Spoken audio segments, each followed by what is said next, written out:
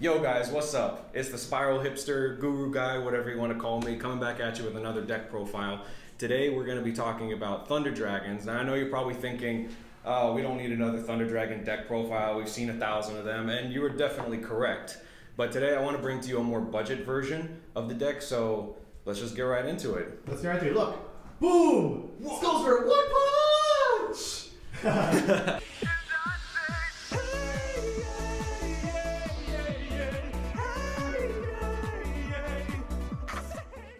Okay, show me what you got. Alright, so there's a 40 card main, 15 extra, 15 side even. So you gotta play 3 of this guy. You can get the common version. You know, nothing is different here. 3 of the dark, 2 roar, 2 hawk, 1 dragon duo. Now this is like the standard, I think it's 10 or 11 cards, and you really can't cut any of those. I know some lists are playing like 1 and 1 of the hawk and the roar, but I think for this particular build, because you're not playing as many dangers, that's the really budget part, is that you're only playing 3 dangers. Yeah, so you have to play as many of these as you can, but you also don't want to brick on them. You can get commons of these boys. Oh, these guys are awesome. This is your best normal summon. You want to see it as often as you can. It's a dark.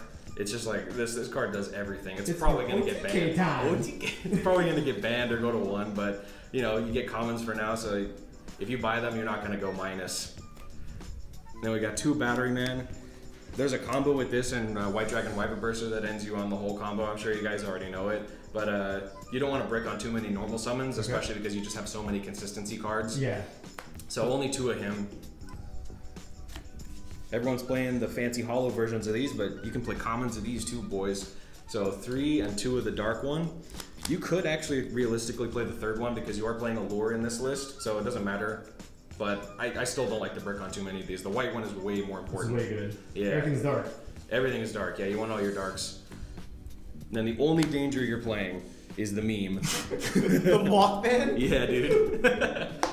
Now, the logic behind this is, originally I was thinking like, oh yeah, you could probably make Dweller with this too, and you can, but it's very inconsistent. The better reason to be playing this is that even if it gets hit, you get to choose what you're discarding. So it fills up your graveyard with whatever you want. If you need an extra light, if you need a dark, like you can chuck a Diabolos if you draw something good, and Diabolos just revives itself, so like it's fine. And then of course it just is a danger, so it's another upstart. Yeah. Like a Dark World Dealings. Exactly, it's a Dark World Dealings, and so like the ideal combination is if you like discard Thunder Dragon, add 2 Thunder Dragons, and then you reveal Moth, and then you hit one of the Thunder Dragons. That's just like the best feeling. So good. Yeah.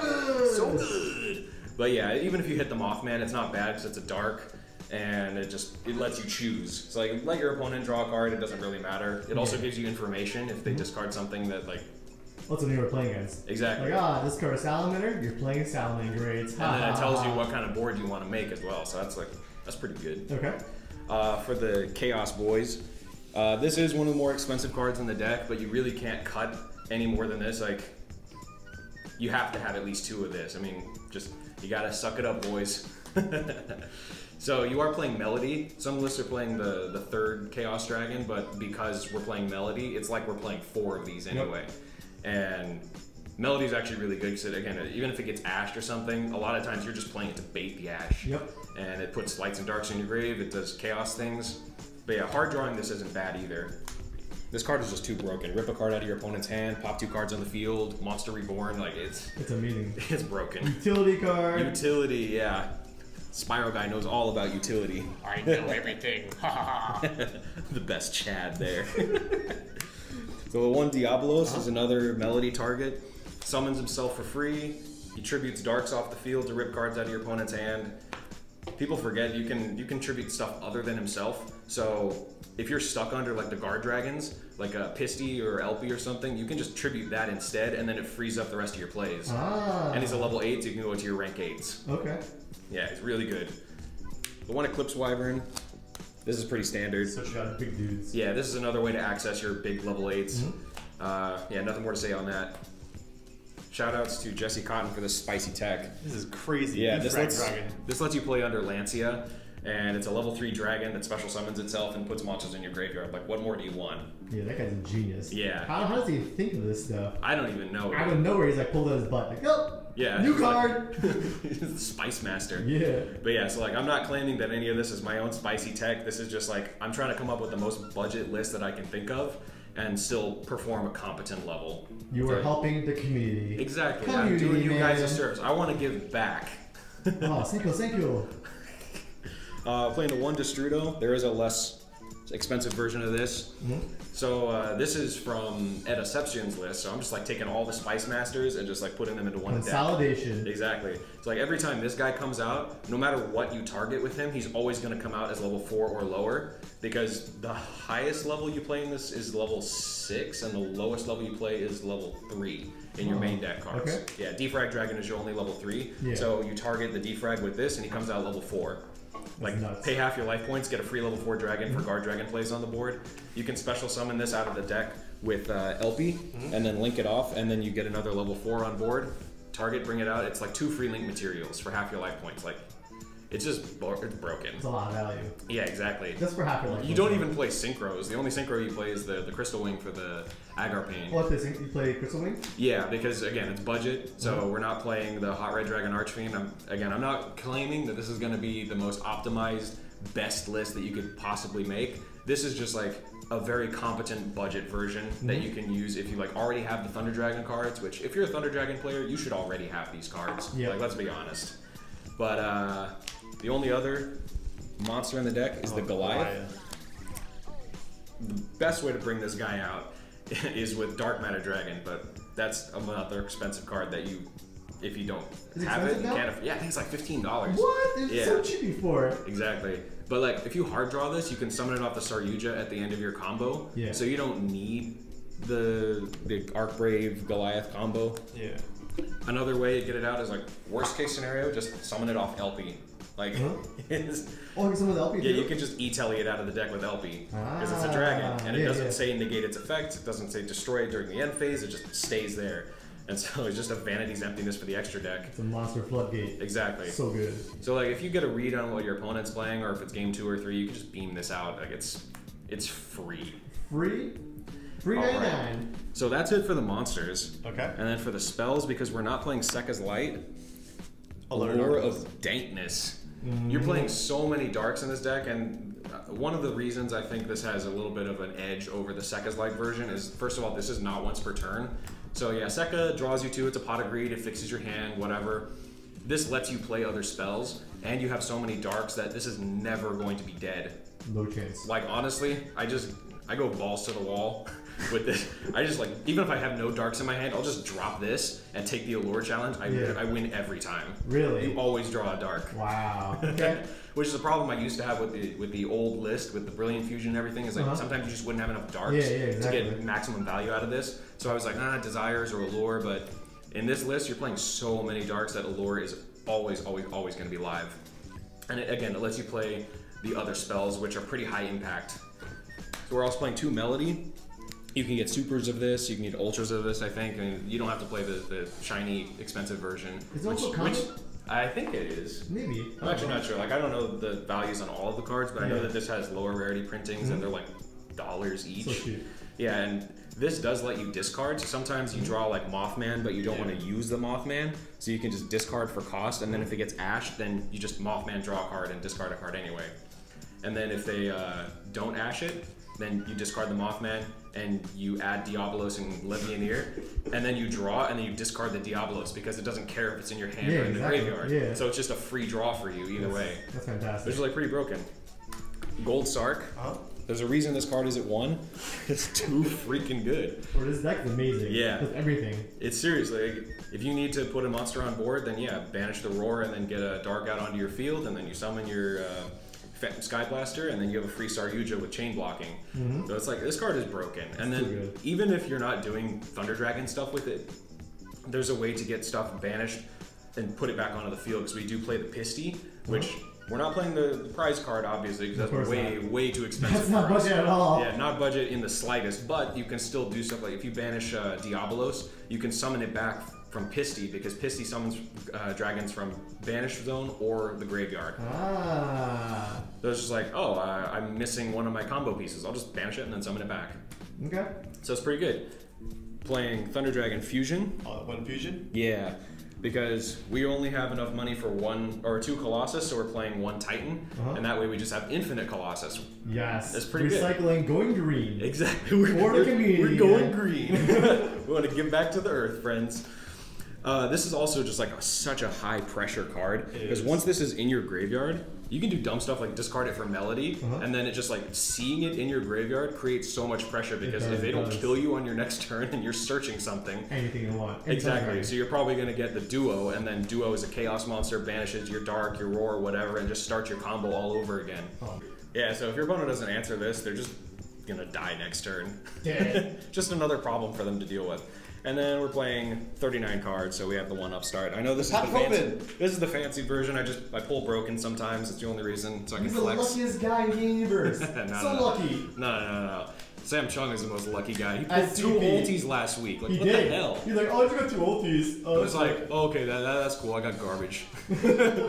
What can you do? But yeah, so upstart you can get the $2 common version. Like, it's fine. And that is it for the main deck. 40 cards, right? Yeah, 40 cards. 39. Sorry. Yeah. Sorry, Upstart Cop. Sorry.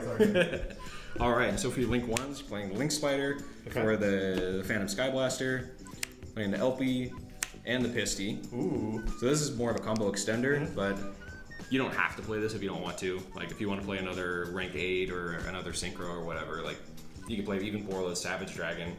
Like, because there are ways to make it with the Destrudo. Really? Oh, yeah, you could change the levels. Exactly. Oh, God. And then the Agar Pain, this one summons out your Crystal Wing. You could also summon out something like Hope Harbinger, or if you have access to the Dark Matter, you can do the Galaxy Eyes package.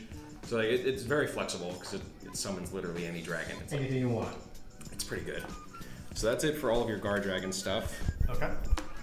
Then you're playing the REPRODOCUS Summon Sorceress. Yep. This is... How good is this card? This card is broken. Fantastic. You can get anything you want. Dinosaur done. Literally anything you want. Or like if you're missing a way to put a Thunder Dragon Colossus on the board, then you can just target whatever it's pointing to and then just tribute that and make Colossus. Like, you're always making Colossus with this card. It's dumb. We're staying budget, so the only Nightmare we're playing is the Phoenix. I think it's by far the best one. It is the best one. Yeah, I mean, it belongs in every extra deck, to be 100%. Honest. Like, Unicorn, it's situational these days. It doesn't really come up, but it is also a $35 card. It's very expensive. So if you don't have it, just stick with the Phoenix. Like, you will be fine. And I tried my best, but you cannot cut this card from 2. SARYUJA, yeah. It's too good. I tried playing it at 1, and I just missed the second one every single time. It's probably going to go to 1 on the next list, though, so don't worry, boys. Like, we're good. But if you want to play the deck properly, you have to play 2 of these. It's a heart and soul, right? Yeah, it's heart and soul of the deck. Borrelooad, I include this because it's getting the reprint, so it's not that expensive, and it is from Circuit Break, and you got the Megaton reprint, so like, it's not that bad. And also, like, this is just such a high impact, high utility card. You really can't afford not to play it. It's cheaper than the Borrelooad Sword, though. It's definitely cheaper than the Borrelooad Sword. So yeah, we're keeping it as budget as we can. Do you like the alternate art that's coming out? The alternate art looks pretty sick. I definitely want to get it. It looks like one of those Halo guys, you know? Yeah, Elites. Yeah. And this is like one of my favorite cards of all time. The only reason that I even have one is because I packed it. Oh, really? Yeah. Man, you're so lucky! No. Sam Chung, I know. Sam Chung. I know. And also, my boy Jackson, he actually, like, sometimes we buy packs for each other, and he got me this one, and I opened it as freaking Borrelooad. I'm like, Jackson's got the magic touch here. He got the magic touch. Alright, so this is the budget alternative for Abyss. Yep. It's a dragon, negates monster effects. It's a pretty good card. Do you use it to stop hand traps, or do you like just like have it on board and close it? By the time you're summoning this, your opponent will already have hand trapped you. Yeah. This is mostly just like to put extra pressure on the board. Yeah.